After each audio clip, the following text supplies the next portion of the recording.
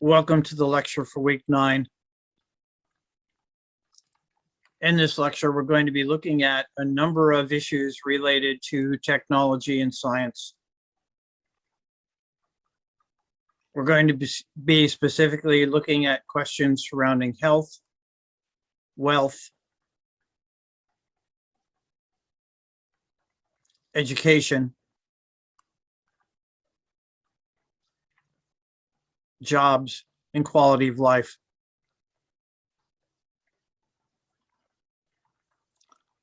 Ultimately, the driving force behind all of these is the impact of technology on society.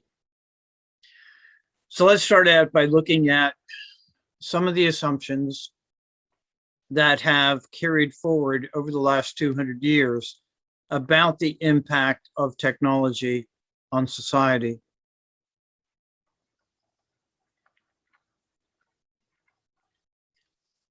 The first point is that the assumption has always been that while each new generation of technology will ultimately cause job loss,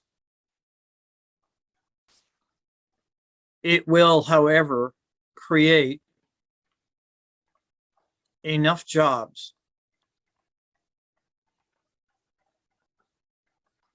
to offset any job loss.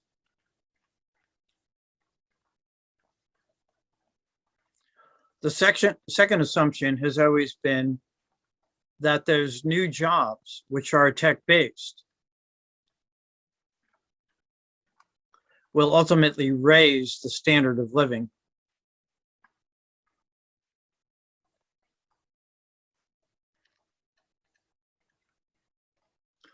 The point of the MIT article, which we're going to take a closer look at now, is that these are no longer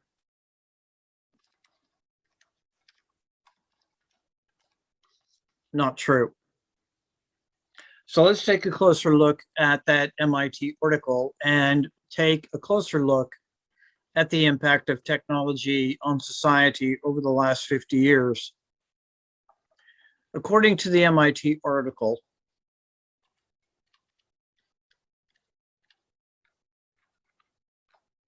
for the first time in 2011, the gross domestic product, which is equal to the sum of all goods and services,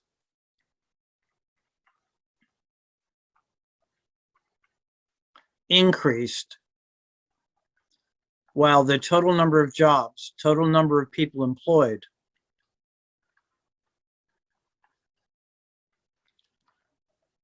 went down. And the point of the MIT article is that if this trend is not reversed,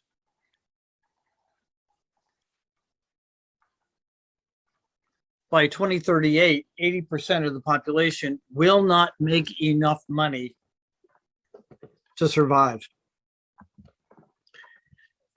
Now, let's take a closer look. We've talked about some of this in past lectures. Let's take a look at this number, but let's also look at the relationship between employment and the gross domestic product. You may remember from an earlier lecture, we said that industrialization in the United States began around 1800, that at that point, some 84% of the population lived on farms and were, for all intents and purposes, self-sufficient.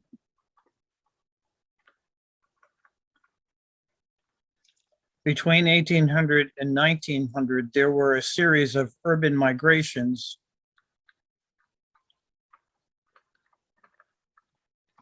which saw the 84% drop to 41%. That number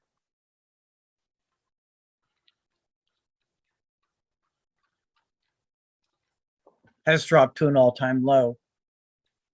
I want to make 2 points about these numbers. The first is that by definition, urban life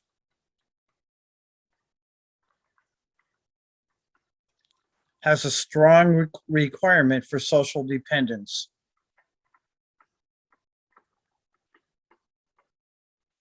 Why? Because basically, you cannot be self-sufficient and live in a city. In some shape or form, you're dependent on other people. Now, the more money you have, obviously, the more independent you are, but ultimately, there is no self-sufficiency in an urban environment. We also mentioned in a previous lecture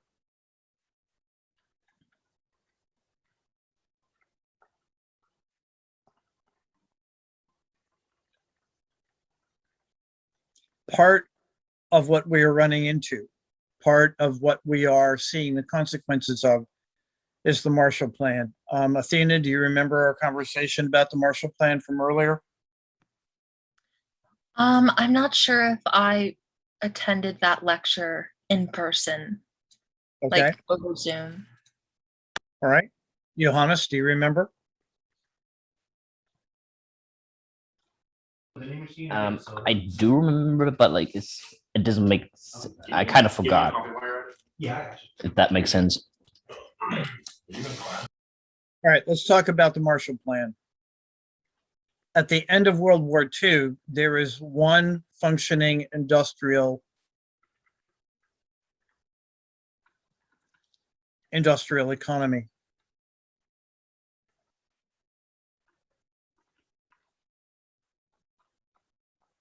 And that's the United States.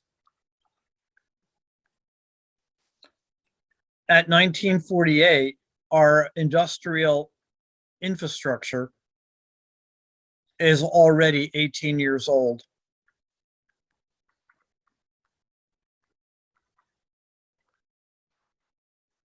And older. If you think about the Lend-Lease Act, which inevitably got us into World War II, by 1930, we are producing weapons for the world. When the war ends in 1948, there is no opportunity for us to rebuild that infrastructure. There could have been, except we decided, or American companies decided, to rebuild the world. So this becomes the beginning of globalization.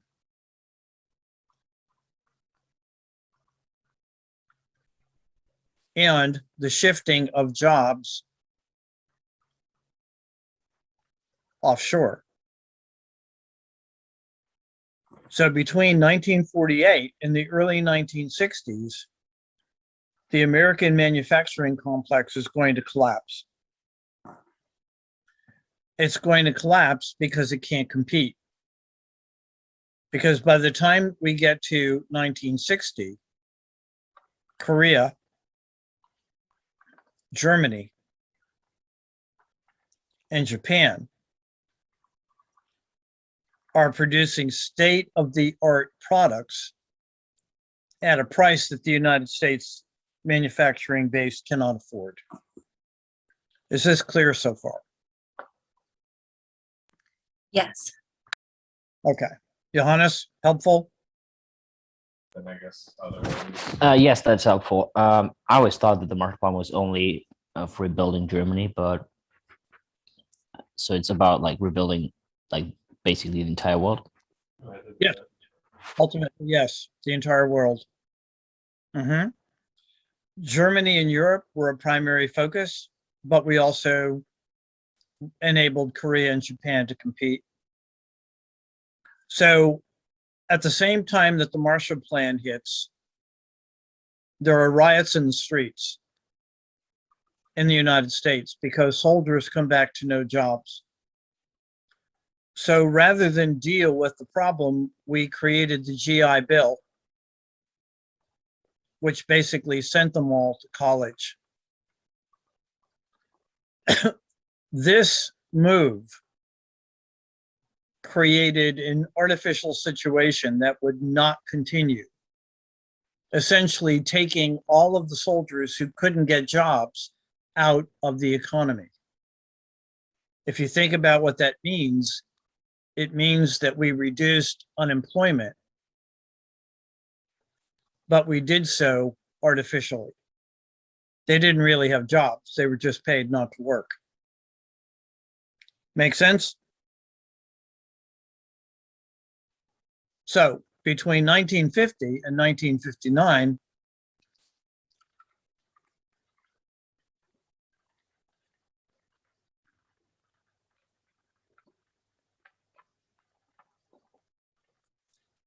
it is a golden age in the United States. So people begin to move to suburbia.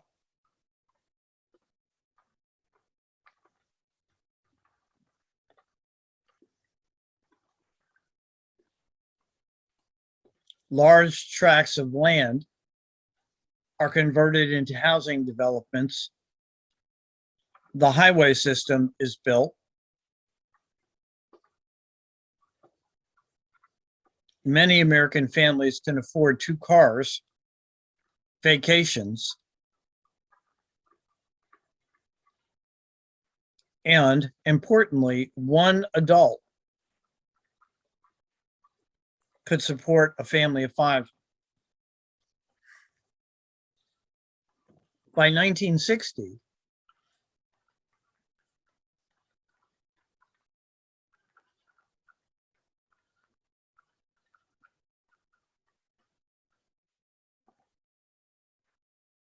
there is significant downward pressure on the American economy.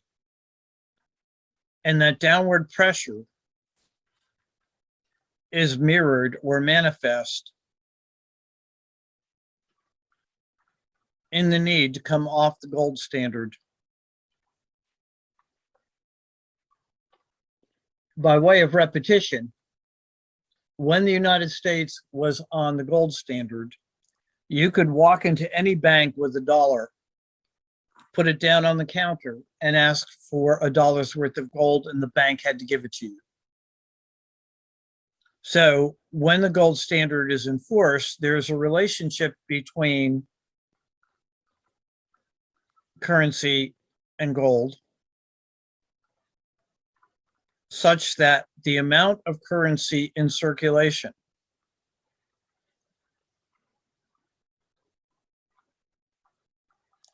must equal the amount of gold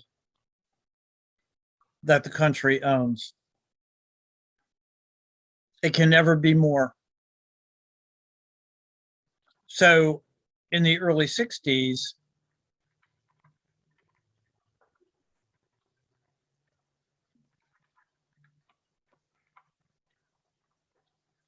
the United States was faced with either devaluing the dollar, in other words, making it worth less, or coming off the gold standard. And our country decided to come off the gold standard. That means when a currency is not based on gold,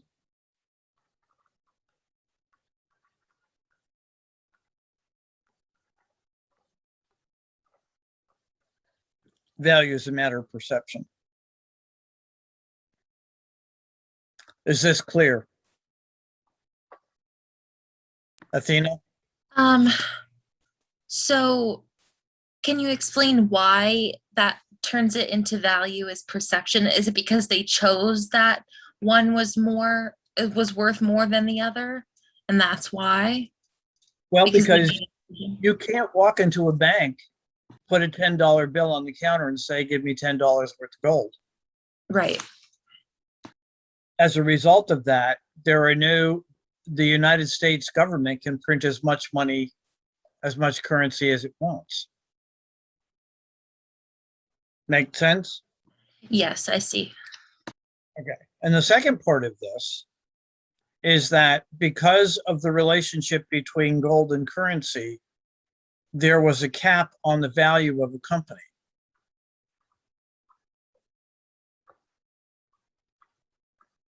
For example, right now, Apple is worth $1 trillion.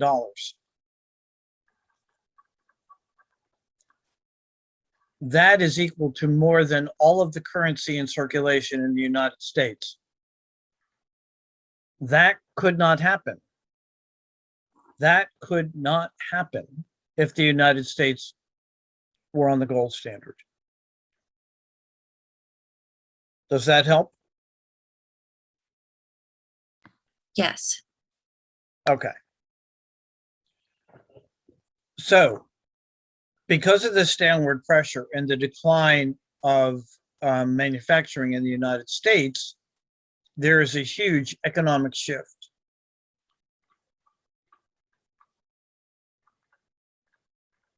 A shift to what? A service-based economy based on consumption.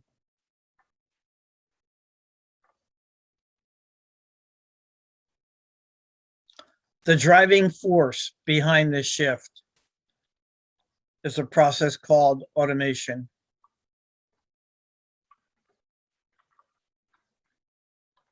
And if you don't have any questions, right now we're going to look at automation. Johannes, you good? Yes, I'm following. Okay. Athena, good? Yes. All right. Let's go back to Henry Ford for a minute.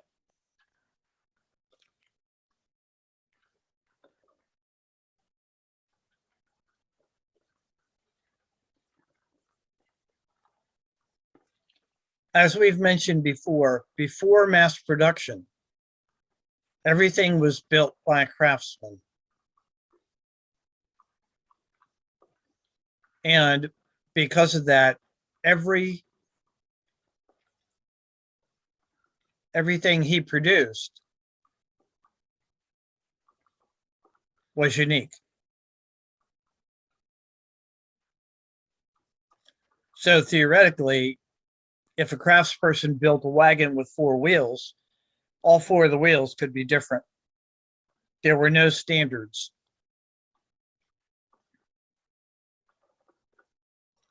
If you went out west in the Conestoga wagon and your wheel broke, you either had to have a spare or you better hope you could find someone who could fix it. And that always meant that things were expensive. So when Ford put the assembly line in place, it began a process of moving away from craft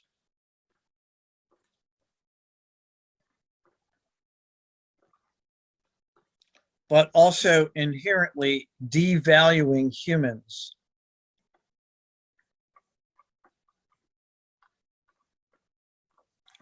Why were humans devalued? Because humans become nothing more than interchangeable parts.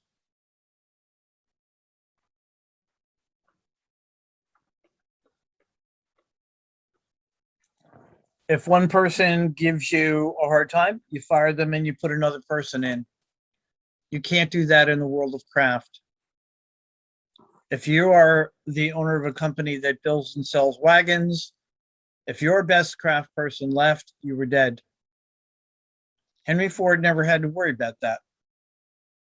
Every person on the assembly line could be replaced. When we get to the 1960s, in order to compete, there was a second industrial revolution, which focused on eliminating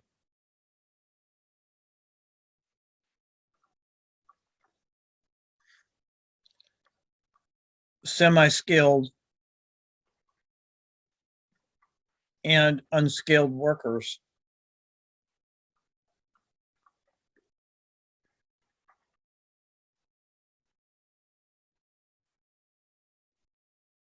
The good news is that because of the economic shift, most of these displaced workers ended up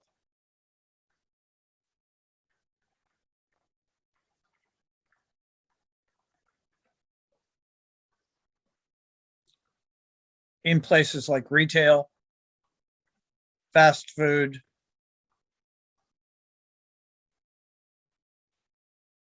which ultimately paid less. This was further complicated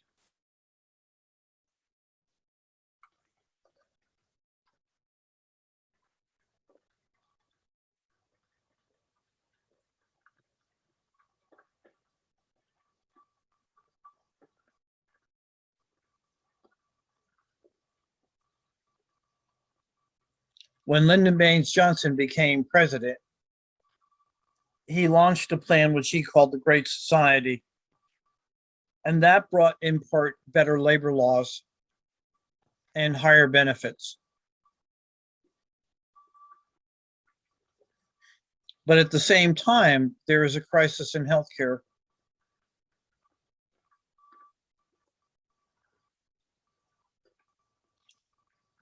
And the cost of healthcare now begins to accelerate.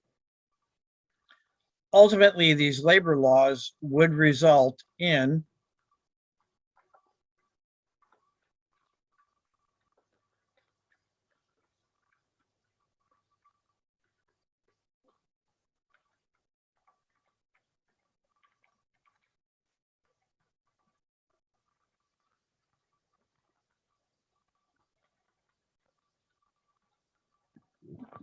for example, I believe the threshold is 16 employees.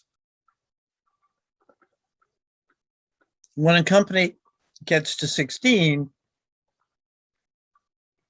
it has to include healthcare, workers' comp, and a number of other benefits for the workers, which potentially make the company unable to compete in the marketplace.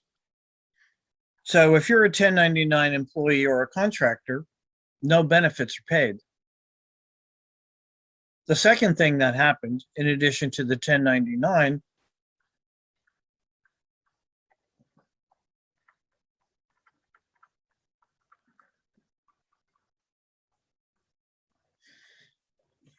is that increasingly no one works 40 hours. Because at 40 hours, you're a full-time employee and you have to be granted benefits by the company. So if you're not a 1099 employee, i.e. a contractor, you won't work 40 hours. So since 1960, standard of living in the US has declined.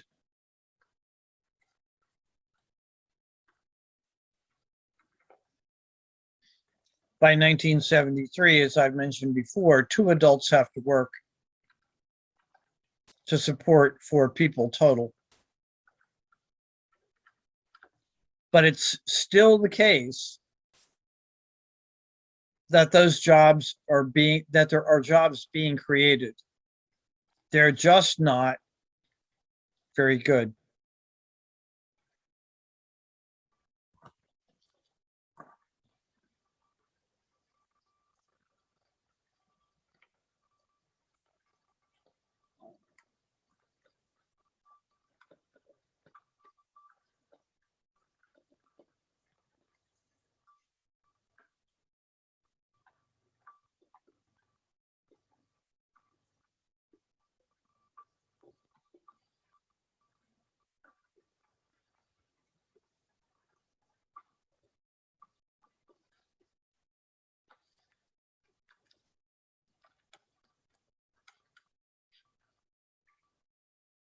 It's only temporary. Because there's a second wave of automation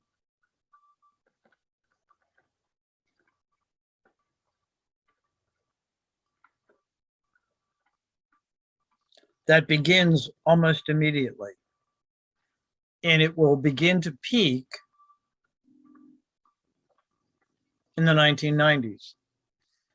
So, for example,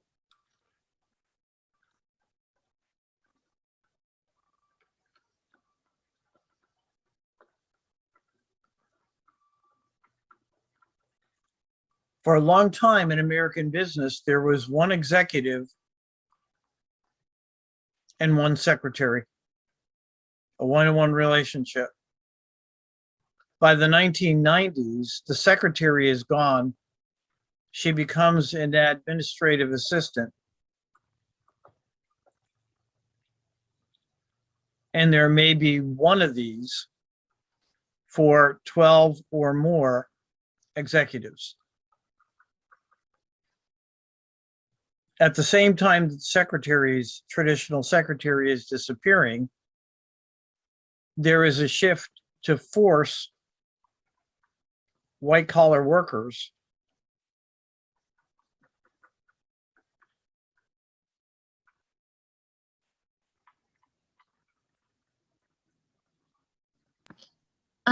White collar referring to like corporate America versus blue collar as like more Great question. manual labor jobs.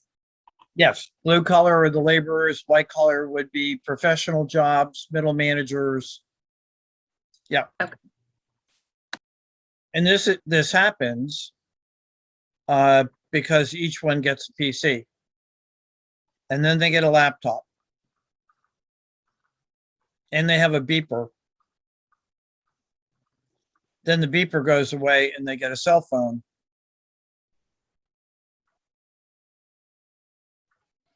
So by the mid 1990s,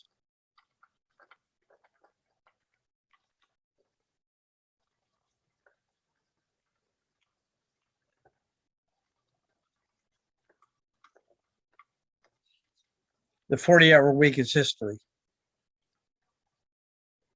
You work and you work and you work 24/7. Whenever you're needed, you do it. So part of the PC revolution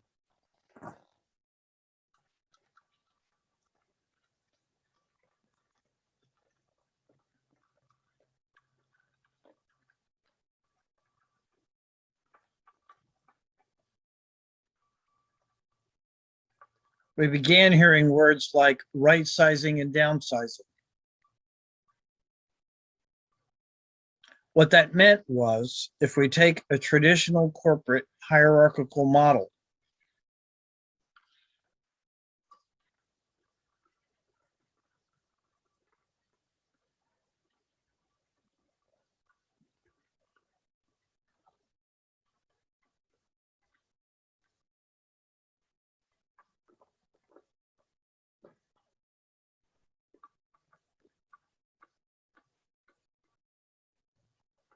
non-traditional competitors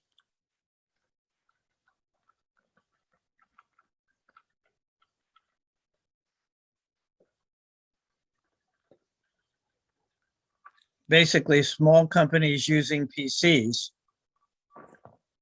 were crippling large companies. The amount of time it took to find out what was going on in the marketplace, the amount of time it took to make a decision about how to respond to things changing in the marketplace was way out of sync with what it would be for a traditional competitor. The consequence of that was to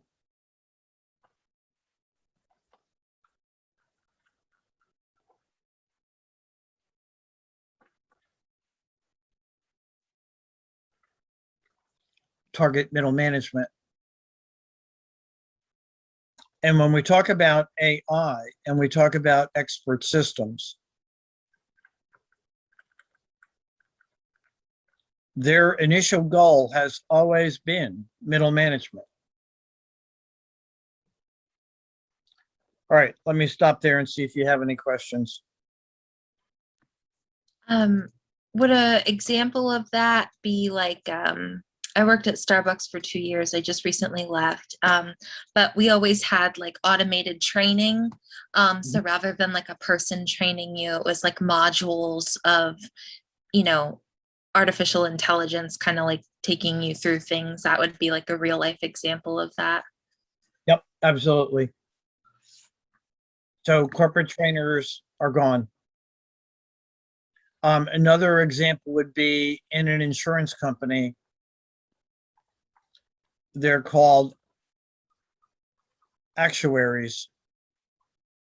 And their job was to do the mathematical computations required to determine how much an insurance company should charge. I think it was 3 years ago, 4 Japanese insurance companies laid off 30% of their workers because they were replaced with AI to do the job of the actuaries. The conclusion was humans did not add value. The machines could do the job faster and better and for less money. So what we've seen since 1980 has been a shift. More money is being spent on systems and technology, less on humans.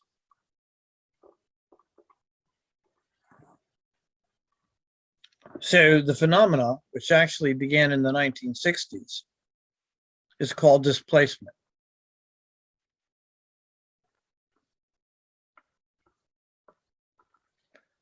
Displacement refers to, literally, a more experienced or more educated, a more qualified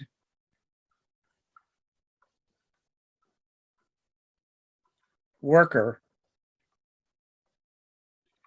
replacing a less qualified worker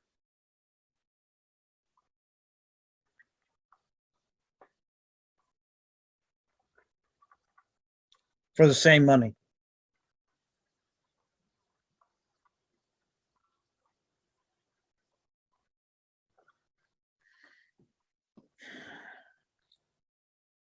And because of displacement,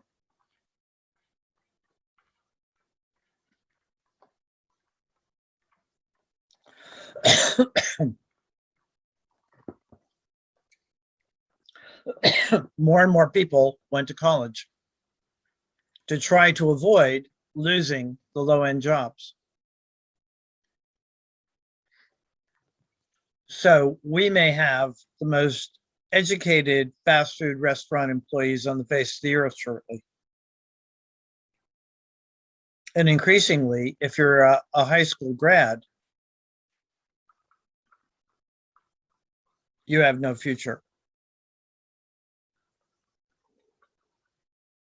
Which is not to say that a college degree is worth anything, or that it's worth what it was 50 years ago. What's that saying? It's like today's bachelor degree is like the 90s high school diploma or something. Like it's something like that. I can't remember, but Yeah, basically. Yeah. And what we're also seeing is an overall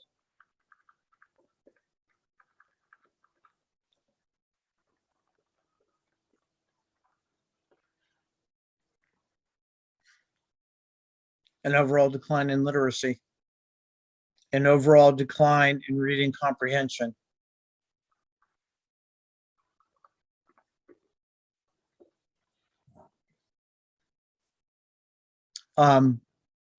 Books that I read as an undergraduate, current undergraduates struggle with.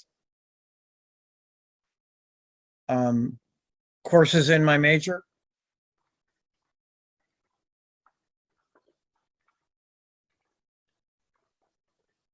I read 300 pages a week. I would often write 4 to 5 5-page papers with footnotes and a 10 to 15-page paper at the end with footnotes. And these papers were not, I feel like, or the kind of emotional stuff, you know, the so-called reflection paper.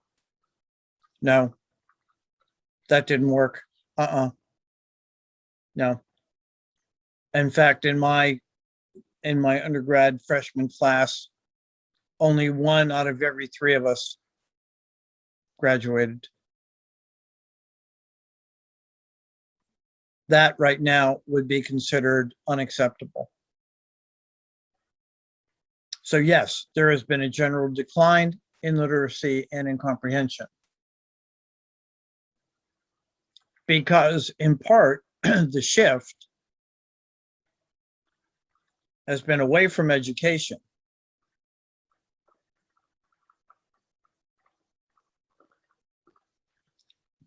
towards job training.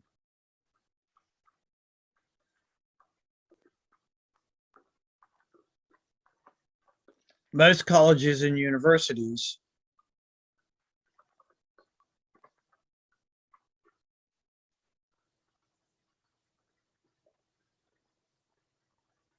are very expensive vocational high schools.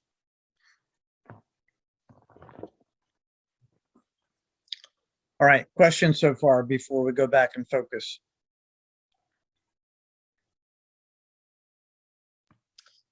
I don't think I have any. Okay, Johannes, you good? I don't have any questions either. Okay. Any reactions? Is any of this shocking?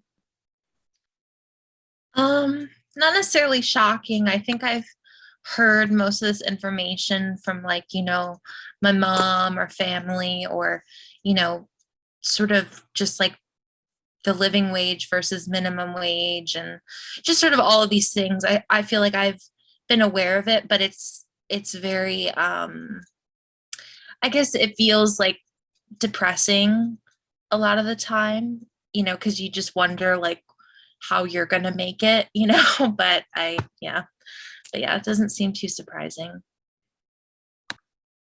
Okay.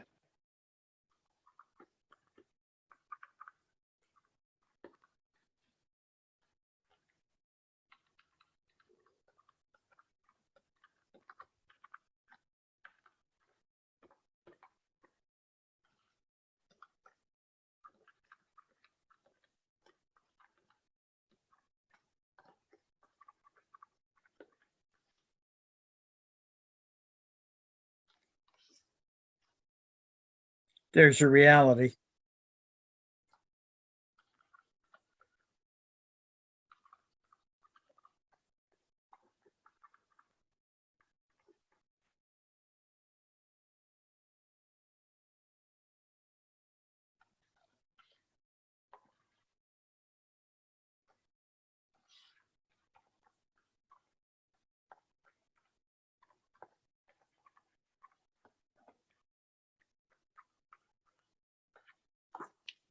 And it's being driven by technology.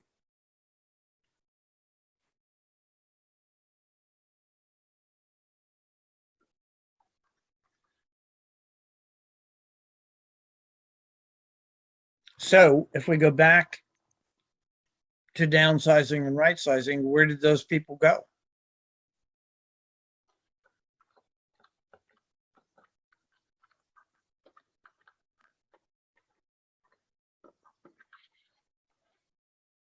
Lower paying jobs.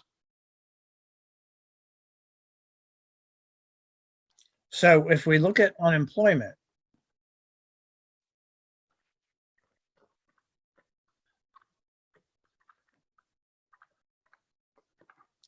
the government only counts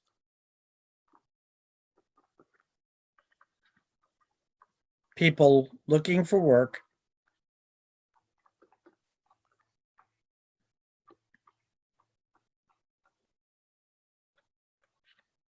and are receiving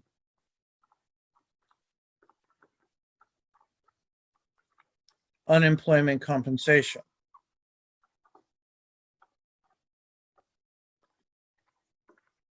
Either of you know what unemployment compensation is?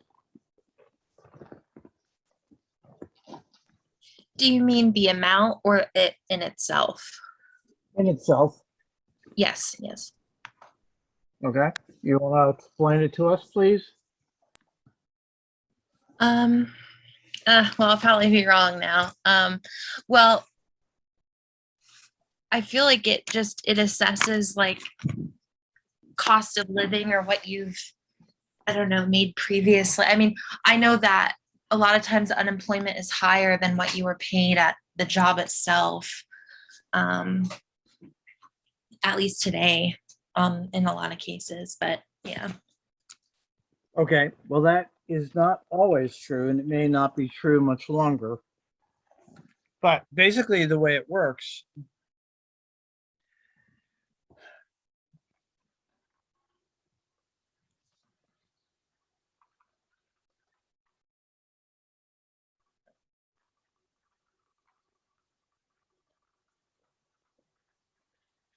a number of deductions are made from your check, whether you want them made or not.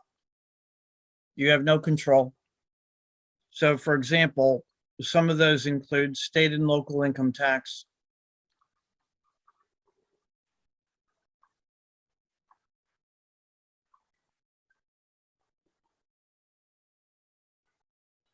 Social Security, Medicare, and also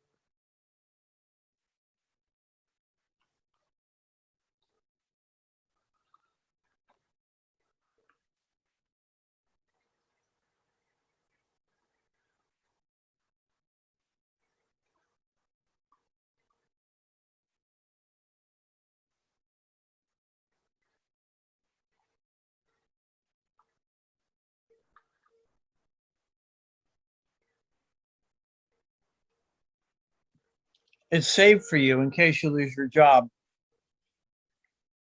Sometimes it's not just money taken from you, but if you work a real 40-hour job at a real company, your employer will also add to that number. Traditionally, that will last you 6 weeks. After 6 weeks, unless the government has supplemental benefits because we're in really bad economic times, you're done. So if you're not receiving unemployment compensation, you're not being counted by the government.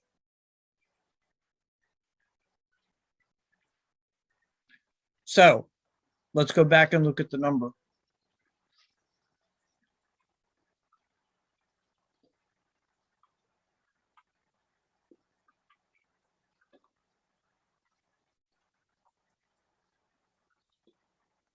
When I was doing research for my book,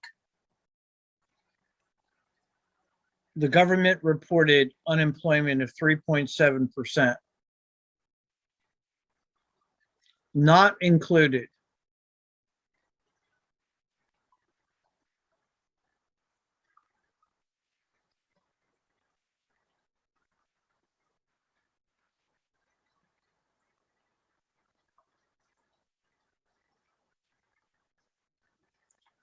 people not receiving unemployment comp, people who have given up.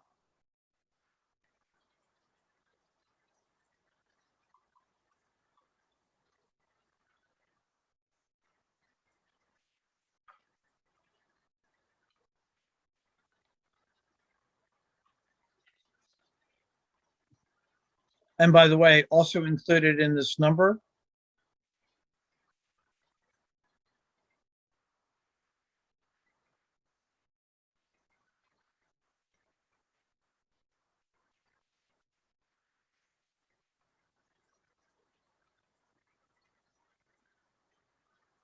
overqualified, underpaid.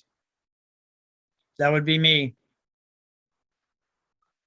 I'm paid $3,500 a class and I have 5 college degrees. And part-time instructors have not had a raise in over 25 years. It also doesn't, the original number, people who have part-time jobs but can't find full-time.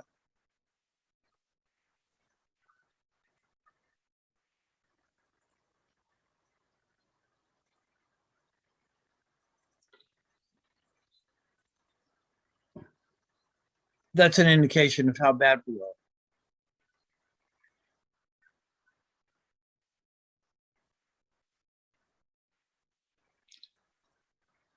And again, it's all being fueled by technology.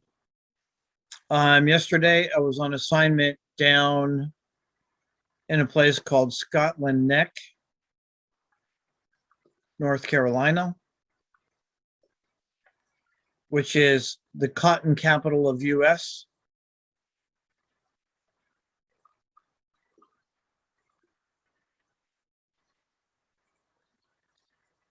Over the last 10 years,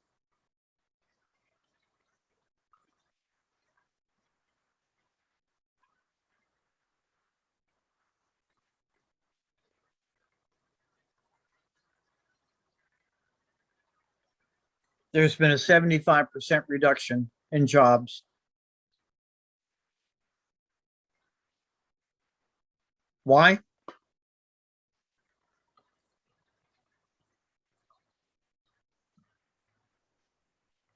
More and more automation, fewer and fewer people work. So if you're living in Scotland Neck, the population went from 3,500 to 2,000 over the same period of time.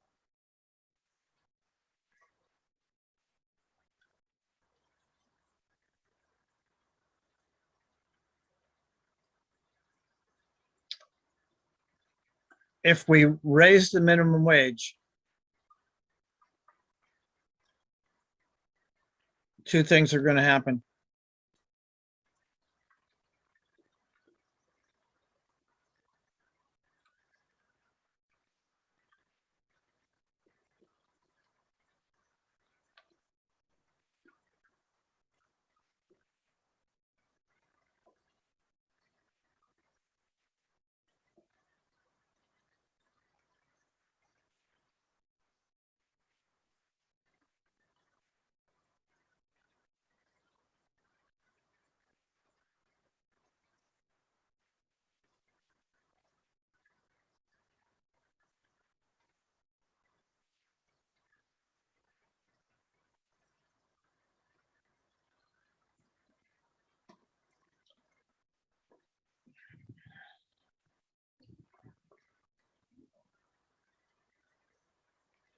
And that's not alone. I mean, this is not in and of itself the only incident.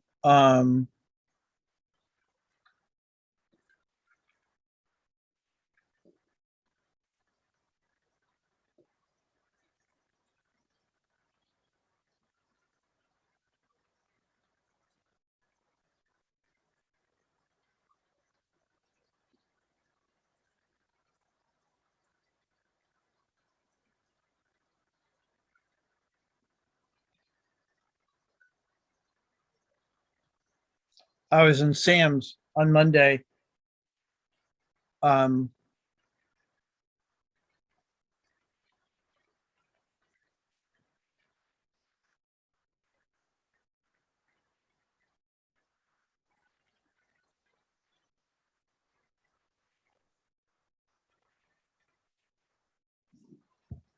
machine that used to be driven by a human to clean the floors was driving itself.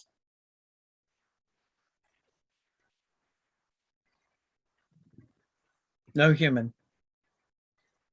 If you think about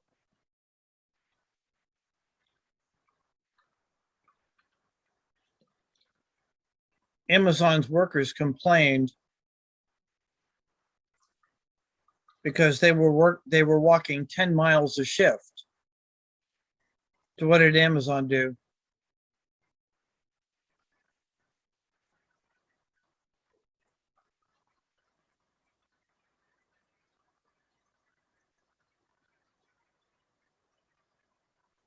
And this is not necessarily new. In 1960, AT&T had 150,000 operators. Are there any left now? Maybe a handful. There were 19,000 elevator operators.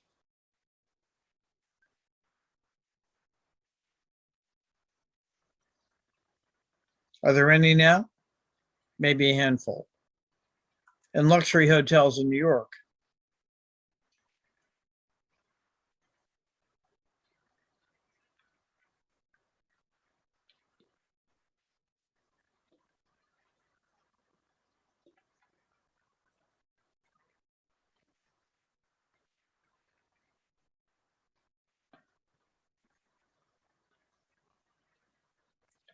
Seven hundred, 350,000 truck drivers will lose their jobs over the next 5 years when we move to self-driving trucks. Where are they going to go? What are they going to do?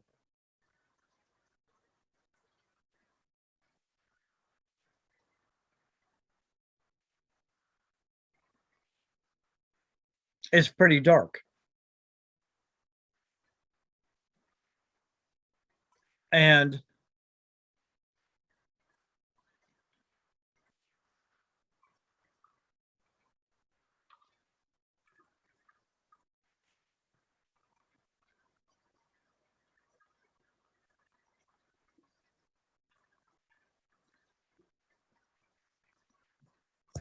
one of the attempted solutions is called the universal basic income,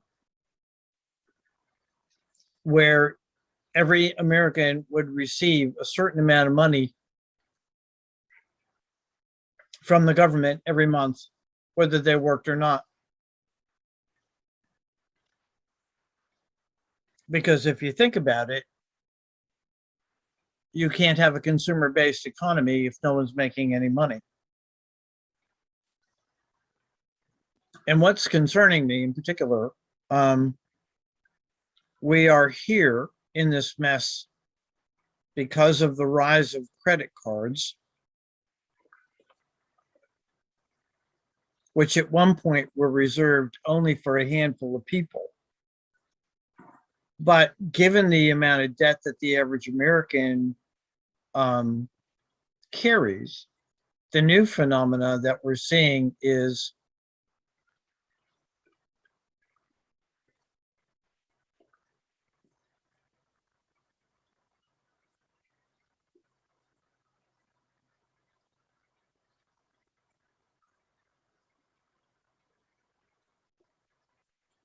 a further incentive to go into debt. So they'll give you 6 months to make the minimum payment, and it's basically a bet.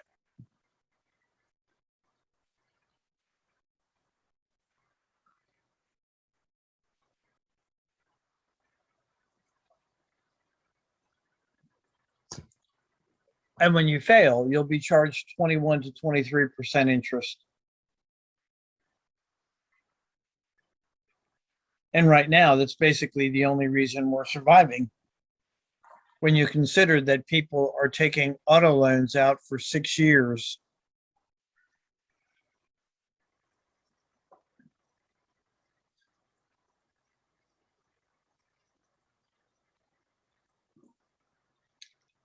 Questions, thoughts before I go to the next step?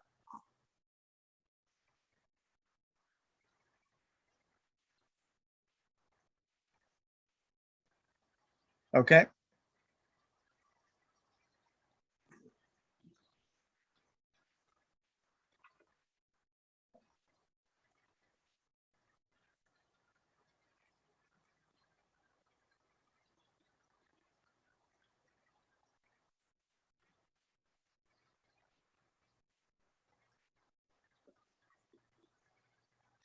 Up until now,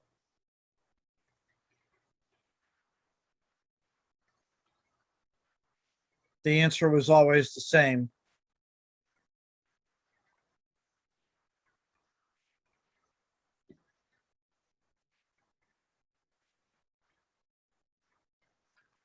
If we continue down this road,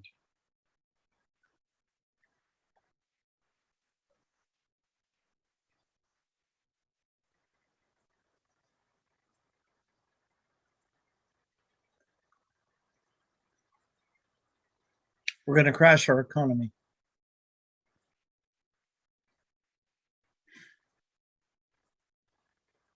And tech is not alone.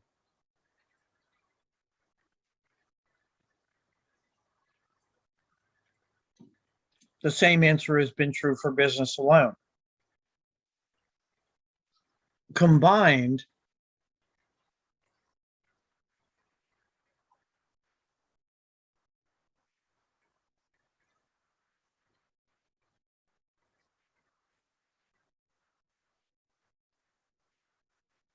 there is no value being assigned to humans. The only value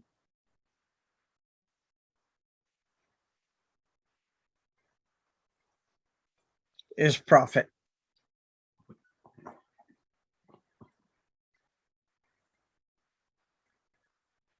As long as the only value assigned to people is their disposability or how much you can get out of them, as long as the only true value is profit, then smart systems are going to continue to replace human beings in the market. And fewer people will work. Example. In 2003, when I established this company, I went back to work as a contractor in IT.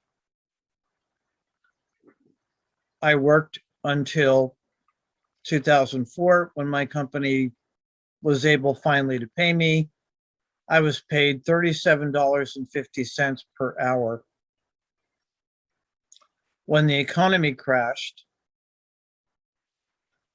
I considered going back to work in the short term as an IT contractor.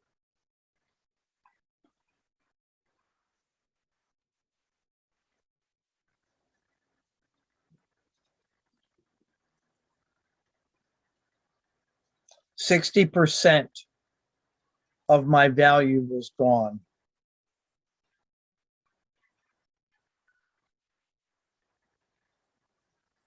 And we're seeing this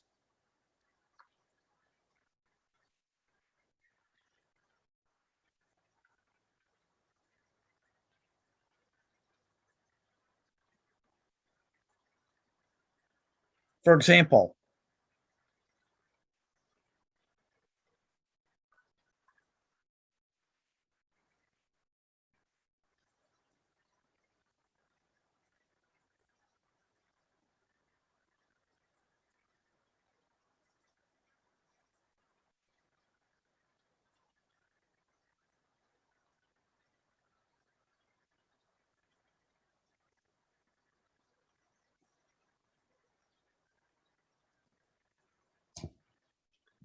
so if on a good day, a human doctor who's reading a mammogram is only 90% accurate, and an AI-based system is 98% accurate all the time,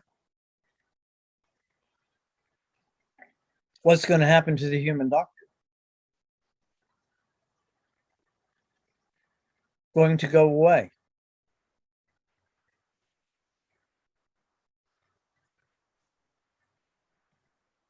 So ultimately, no job is safe. Even I can be replaced by an AI-based system. Questions, thoughts before we try to wrap this up a bit? Johannes, Athena? My question would be, even with all the, AI replacements for human jobs and all of that, what happens if we can't support the technology needed for the AI? Like you can't afford the expenses of having an AI doctor versus a real doctor, or even if there's an opportunity for all of this automation, what if our environment can't support that, or even the economy? Can the economy support it always? Is that a guarantee? Or Well, the problem, you're absolutely right. And the problem is, A, nothing is guaranteed, and B, no one is thinking this through to its conclusion. But let's look at the reality surrounding the doctor. Because, like, if the building that the AI doctor works in doesn't have electricity or Wi-Fi, then, you know, or however Right. it's hooked up. Again, you're right, and there are deeper problems that we're not thinking about. But let's look at malpractice. Since the 1960s, malpractice has been going up radically. And because the lawyers are often politicians, every attempt to control malpractice has failed. So because malpractice continues to increase, lawsuits, the cost of health insurance has been constantly on the rise. Number two,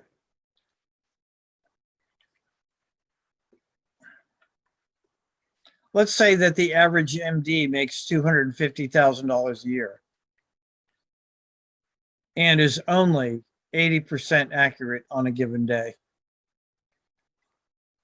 Your chances of a massive lawsuit because the MD didn't read a mammogram correctly is huge. So what if my AI system cost me even $300,000 to buy? I'm going to get more accuracy for about the same amount of money an MD is going to cost me. It's called a return on investment.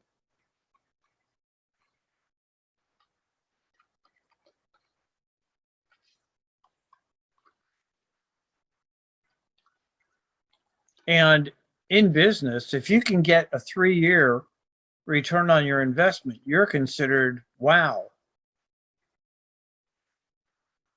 In a year, an AI-based system reading mammograms can replace a human. A return on investment of 1 year. And no malpractice suits. So why would you keep a human? I guess I have one quick question. Am I allowed to ask, or should I let you continue? Go ahead. Just that,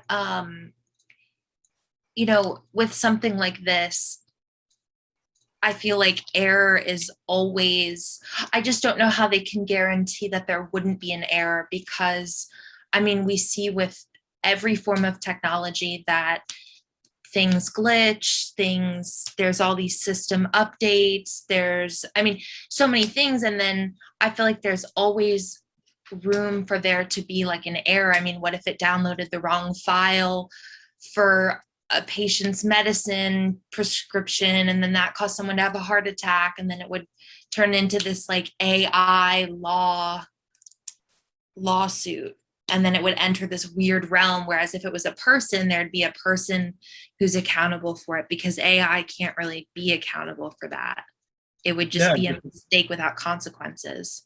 Well, yes, except the programmer would be the one who would be held accountable. I see.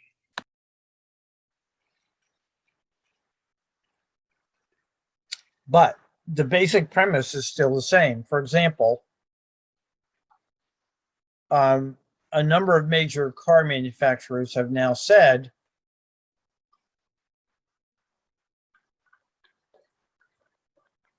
they're not going to make any more gas cars after 2038.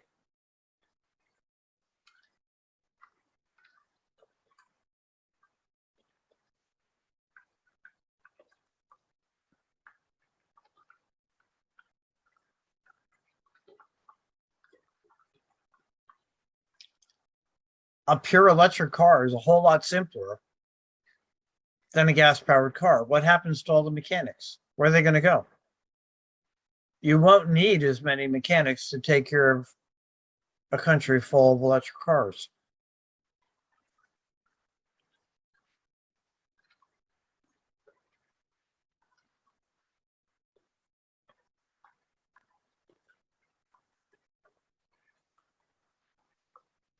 What do we do with all the gas and petroleum workers? What happens to the oil industry? Where are they going to go to work? Then we have this.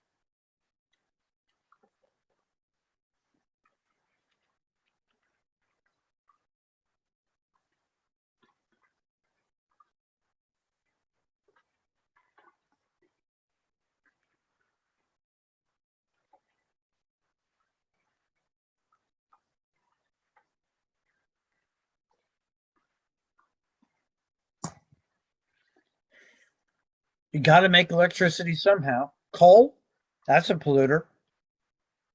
Natural gas, not as bad, but not clean.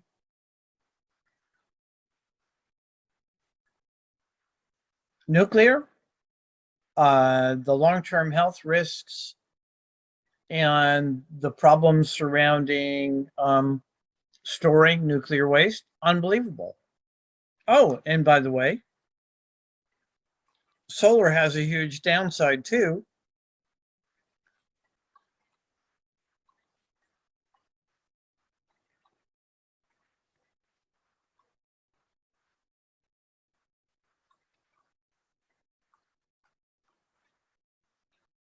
The chemicals in photovoltaic cells in solar panels are carcinogenic. And we haven't figured out how to store them either or recycle them.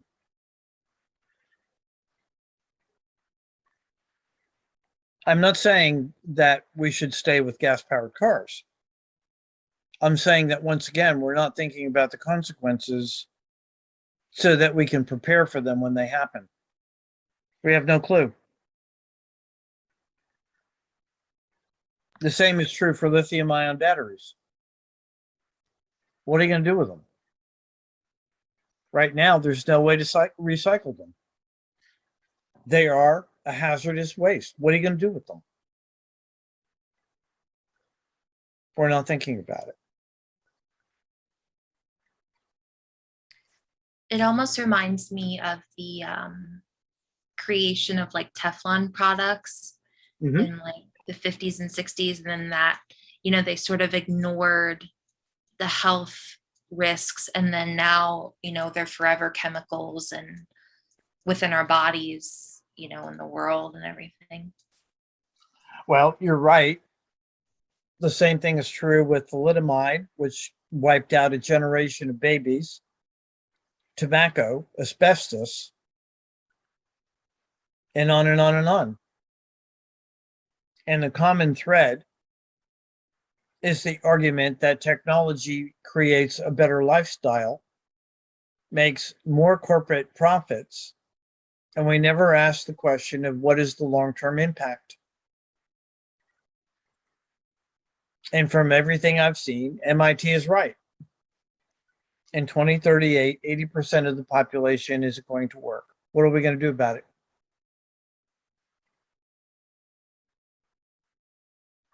And if we decide to go with the universal basic income, how's that going to work?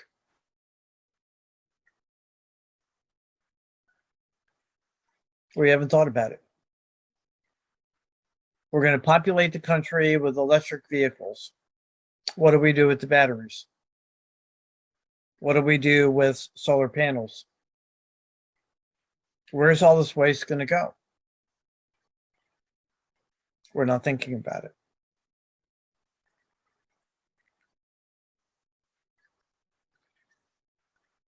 So the long-term impact of technology on human society, not including ghosting, canceling, sexting, sex trafficking,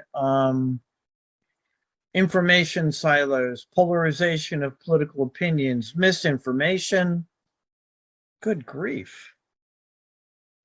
Good grief. And no one's asking.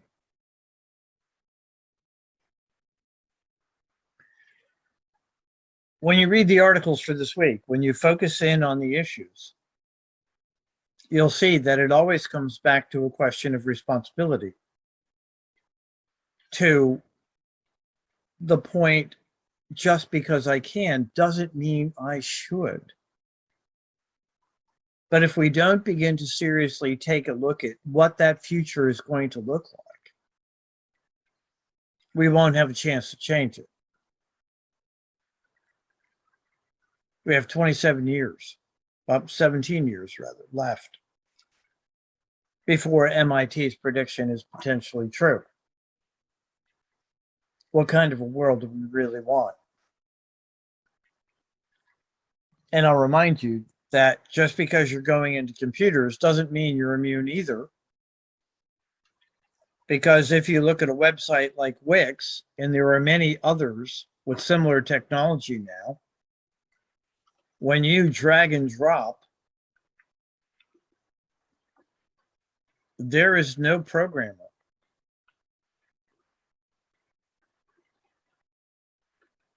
To convert your screen into code. It's all self-generated.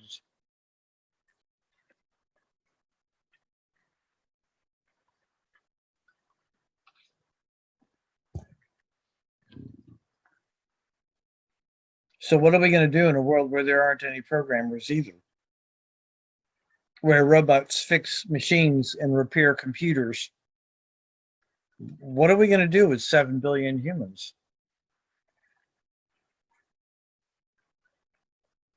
I don't think we know, and I don't think we're asking. And I think it's time we did both. Well, good to have both of you here tonight. I'm going to let you go at this point. I will try to have this posted by noontime tomorrow. Any last questions?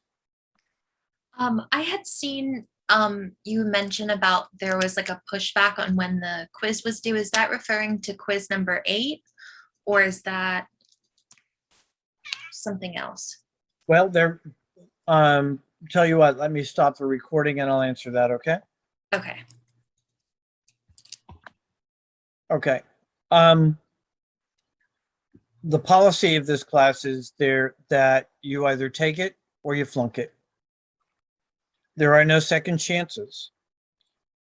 I started out 5 years ago a lot more lenient, but I quickly figured out that what students were doing was they were deliberately disconnecting from the network after they had seen what they thought was going to be all of their questions.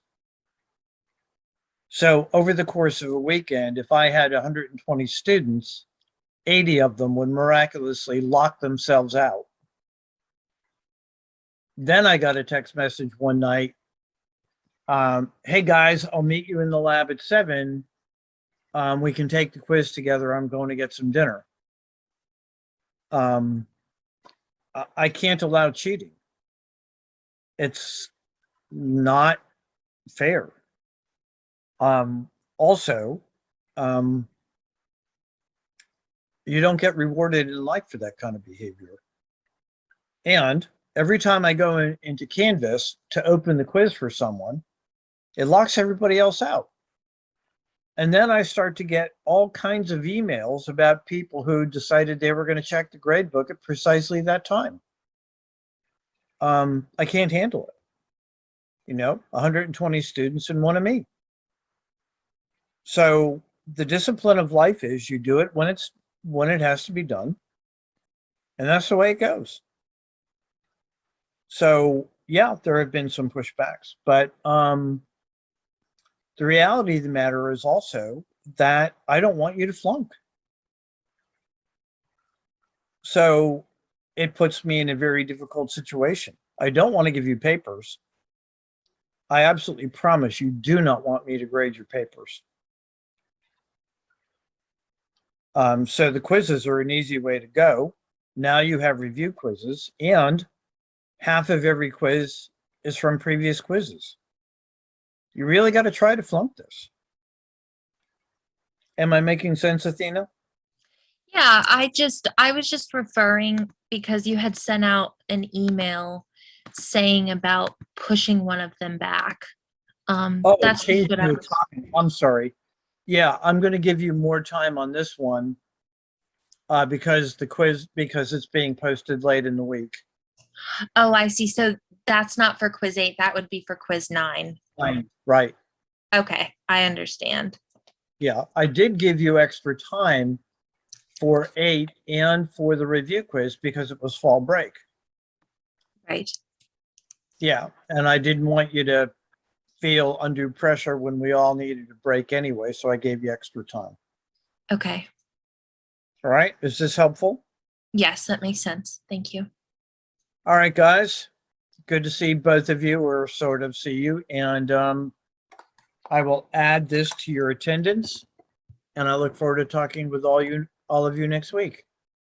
Thank you. And I just wanted Have a to good night. Take care. Good night. My condolences for your loss. I had seen that in the you. email, and yeah. Thank you. It's been very difficult, and I appreciate your patience with me. Yeah, absolutely. Bye. Goodbye.